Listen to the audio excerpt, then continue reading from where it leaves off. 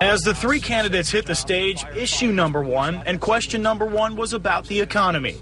Charlie Crist, Marco Rubio, and Kendrick Meek were asked how they would create a climate for job growth in Florida and the country. We'll create an environment where doing that, where starting a business or expanding an existing business is easier, not harder.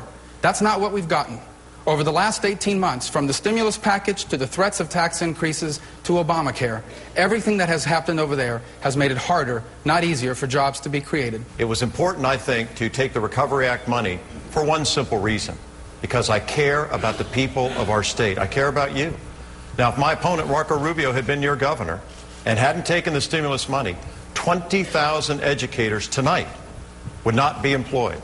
Another 60,000 of our fellow Floridians would not have an income. I'm for middle-class tax cuts. I'm for child credits. I'm for tax cuts that are going to help people get back on their feet. What they're advocating is tax cuts for the super wealthy and those that are privileged in this country that did not ask for a tax cut in the beginning. Next up was health care. Each candidate was asked what their solution to national health care would be. Yes, they want to jack up premiums and co-pays right now. What was the excuse last year?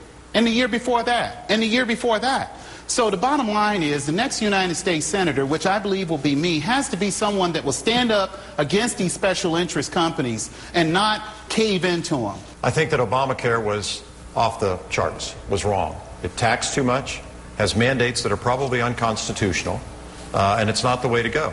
And it was rammed through. Now, what did we do in Florida to try to get things better?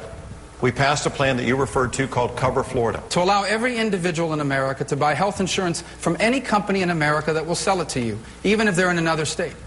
By allowing every individual in America that buys health insurance for themselves to have the same tax benefit that their employer has. And as the questions kept coming, the gloves eventually came off. After all, what would a political debate be without a heated back and forth between candidates?